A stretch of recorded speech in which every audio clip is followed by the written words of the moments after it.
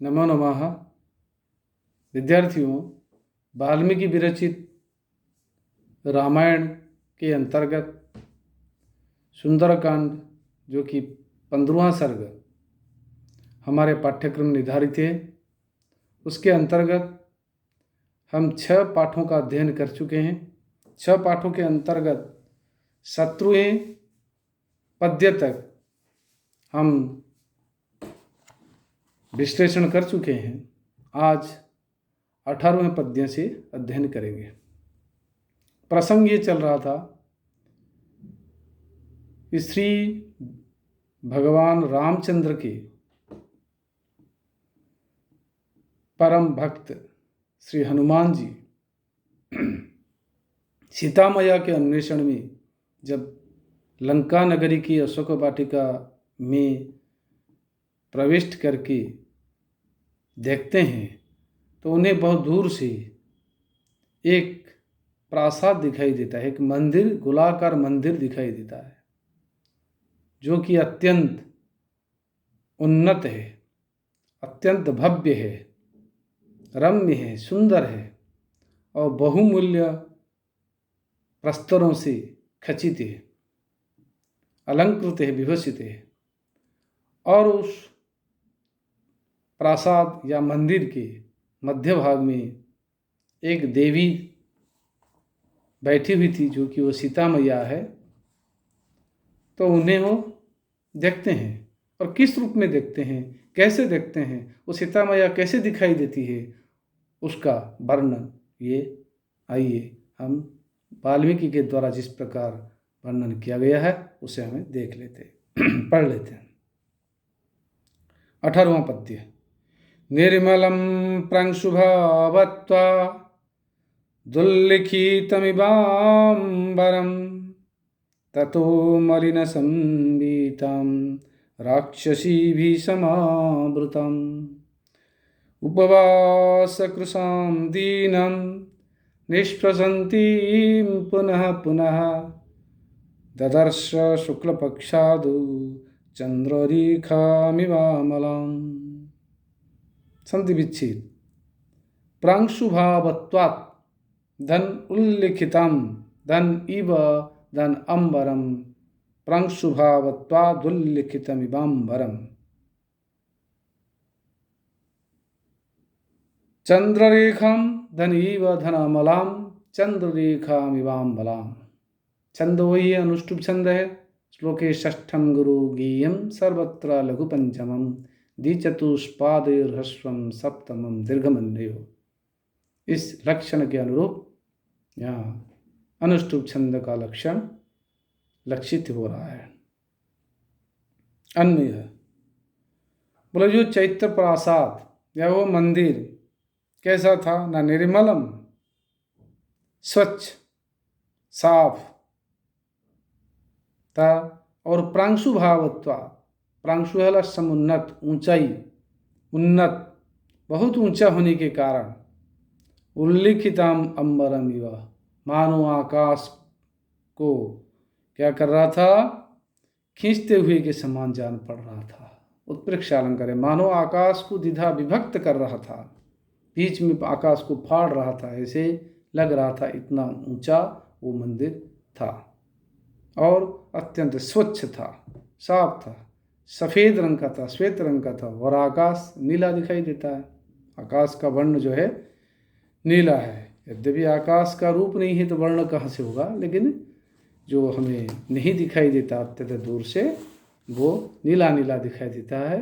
नीला मतलब काला है, जो कि चाक्षुष प्रत्यक्ष का अभाव है, जिसको कह सकते हैं। ऐसे अविषय होने के कारण वह ऐसा दिखाई देता है। और ऐसे आकाश को मानो 2 भाग में विभक्त कर रहा हो, ऐसे उस मंदिर, वह मंदिर था, वो प्रासाद था। और ततः मलिन संविताम राक्षसी भी समावृताम। सम उपसर्ग, आ उपसर्ग पूर्वक वृत्त धातु से बना है, प्रत्यय होकर के समावृतम, घिरी हुई थी। बोले ततो मलिन संविताम, ततः उस चैत्य प्रासाद को देखने के पश्चात उन्होंने देखा जिसको देखा वो कैसी थी? वो देवी मैया सीता मैया न मलिन संबीताम, मलिन वस्त्रों से जो ढकी हुई थी, मलिन वस्त्र को धारण कर रही थी, धारण की हुई थी, अर्थात बहुत दिनों से जब से रावण उनको उठा के लेकर आई थी उसके पश्चात वही वस्त्र है। वो वस्त्र कभी वो स्नान नहीं कर पाई क्योंकि एक वस्त्र धारण करके रह रही है, उनके वस्त्र उनके पास और नहीं था और किसी के वस्त्र राक्षसियों के वस्त्र को धारण नहीं कर सकती और एकमात्र जो वस्त्र पहनी हुई थी और उसी में वो अभी तक है, इसलिए मलिन संहिताम, मैला कुचेला गंदा जो हो गया वस्त्र, उस वस्त्र से जो ढकी हुई थी। और राक्षसी भी समावृताम, चारों ओर से राक्षसियाँ उनको घेरी हुई थी और बीच में वो बैठी हुई थी क्योंकि पहरेदार के रूप में राक्षसियाँ थी। और उपवास कृशाम, उपवास करने के कारण, क्योंकि रामचंद्र से वो वियुक्त है, अपने पतिदेव से अलग है और वह सती स्त्री है, अत्यंत पवित्र पूत शरीर वाली नारी है और सीता मैया, इसलिए वो उपवास करके है, अर्थात बिना खाए पिए भूखे प्यासे अभी तक है, इसलिए कृष्ण हो गई, दुबली पतली हो गई और दीनाम, अत्यंत दयनीय अवस्था को धारण कर ली, प्राप्त कर ली।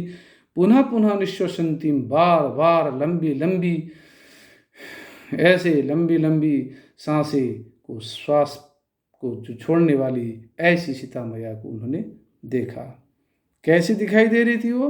न शुक्ल पक्षादो चंद्ररेखाम अमलाम चंद्ररेखाम इव ददर्श, शुक्ल पक्ष की आदि में, जब दो पक्ष होते हैं हमारे, कृष्ण पक्ष और शुक्ल पक्ष, महीने के 30 दिन होते, 15 दिन शुक्ल पक्ष, 15 दिन कृष्ण पक्ष।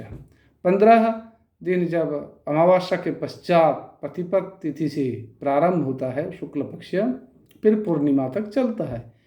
जब पहले प्रथम प्रतिपद या द्वितीय तृतीया में जब चंद्रमा का जो आकार है एकदम, उसकी जो चंद्रमा की रेखा है वो एकदम दुबली पतली सी दिखाई देती है, बोले इसीलिए अमलाम चंद्ररेखा में वह निर्मल स्वच्छ मैल रहित चंद्र की रेखा की तरह, कांति की तरह वो सीता मैया दिखाई दी, गोरी तप्त स्वर्णावती और बहुत ऐसी चंद्रमा की तरह शोभा को दिखाई दे रही थी। शुक्ल चंद्र पक्ष के प्रारंभ में जिस प्रकार, शुक्ल पक्ष के प्रारंभ में जिस प्रकार चंद्रमा की दुबली सी पतली सी रेखा दिखाई देती, उसी प्रकार सीता मैया दिखाई दे रही थी। उनको ददर्श, देखा।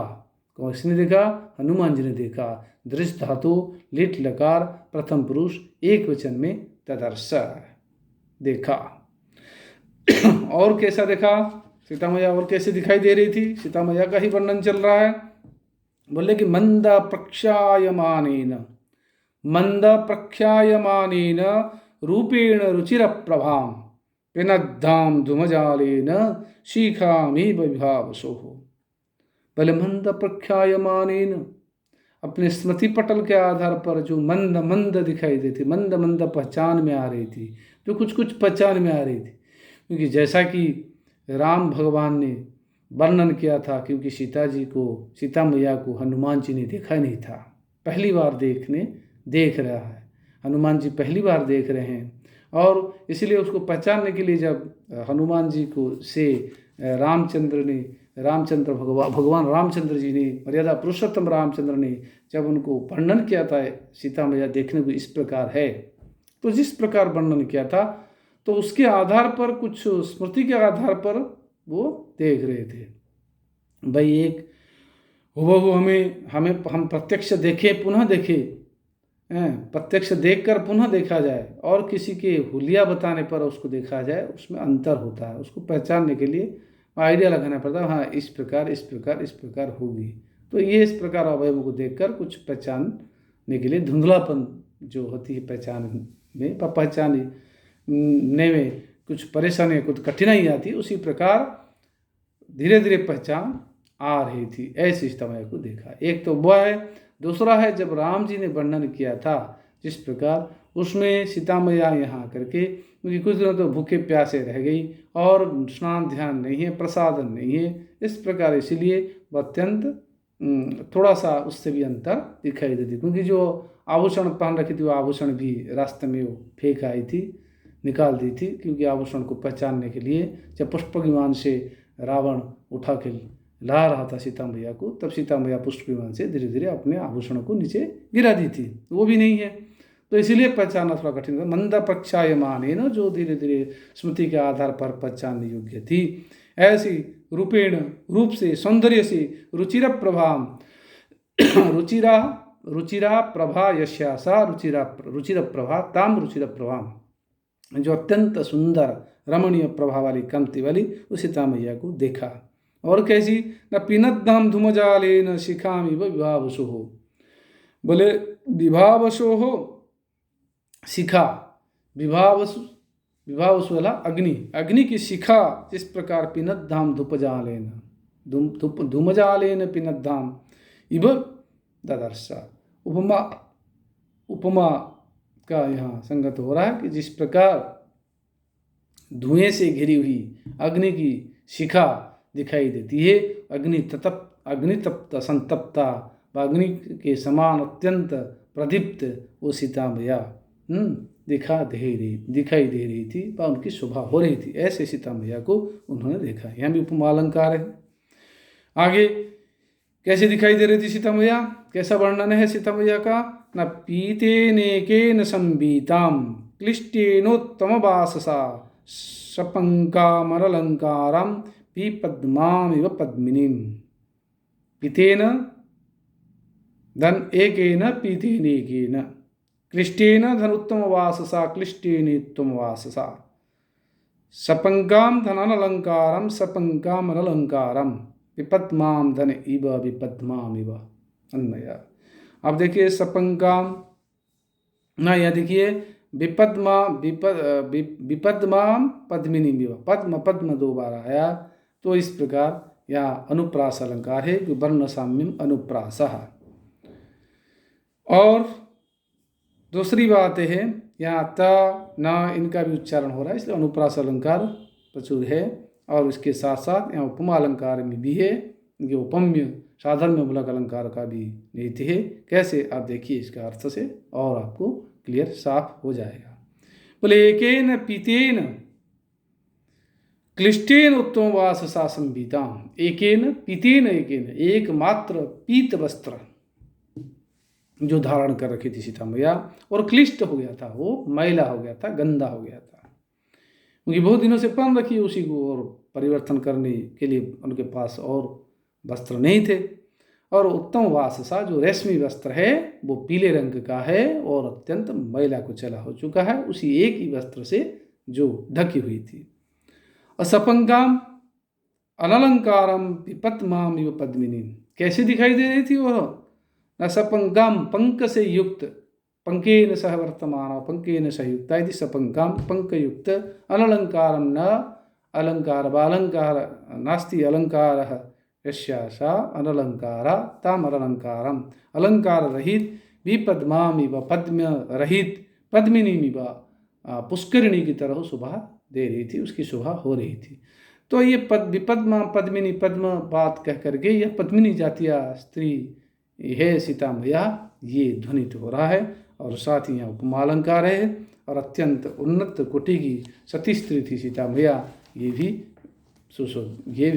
यहाँ ध्वनित हो रहा है। और किस प्रकार वो सीता मैया थी? न पीड़िताम दुख संतप्ताम परीक्षीणाम तपस्विनीम ग्रहेणांगारकेणेव पीड़ितामिव रोहिणीम, अन्वय संधि विच्छेद, ग्रहेण धन अंगारकेण धन इव ग्रहेणांगारकेण इव पीड़िताम धन इव पीड़िताम इव अन्वय। बोले पीड़िताम दुख संतप्ताम परीक्षिणाम तपस्विनीम ग्रहेण अंगारकेण पीड़िताम रोहिणीमिव ताम ददर्श, यहाँ भी उपमा अलंकार है। ग्रहेण अंगारकेण इव पीड़िताम इव रोहिणी, ग्रहेण अंगारकेण इव इति उत्प्रेक्षा और पीड़िताम इव इसमें उपमा, तो इस प्रकार उत्प्रेक्षा भी है और उपमा भी है। बोले पीड़िताम अत्यंत पीड़ित जो थी, क्योंकि उनके मन में अत्यंत कष्ट था, अत्यंत दुख था, जो कि अपने उनका अपहरण हुआ है और भगवान रामचंद्र जो उनके पति देवता ईश्वर परम पिता कह सकते हैं, क्योंकि त्रेता युग में वो परम पिता का एक अंश है, गुणावतार के रूप में वो आए हैं। क्योंकि भगवान जब जब धरती पर आते हैं वो गुणावतार के रूप में आते हैं या अंशावतार के रूप में आते हैं या गुणावतार के रूप में हैं। वही जो उनके दिव्य पुरुष मर्यादा पुरुषोत्तम रामचंद्र उनके पतिदेव है, उनसे वो वियुक्त है, इसलिए पीड़ित है। और दुख संतप्ताम, अत्यंत दुख से संतप्त है। परीक्षिणाम, अत्यंत दुबली पतली हो गई है। और तपस्विनी, बेचारी, जिसको बोलते हैं बेचारा, असहाय, क्योंकि यहाँ कोई उपाय नहीं, निरुपाय, उपाय रहित। ग्रहेण अंगारकेण, अंगारक ग्रह के द्वारा अर्थात मंगल ग्रह के द्वारा जिस प्रकार मानो पीड़ितामिव रोहिणी, रोहिणी नक्षत्र जिस प्रकार पीड़ित होती है, पर रोहिणी नक्षत्र जिस प्रकार मंगल ग्रह उसको अपने कबल में ले लेता है, अपने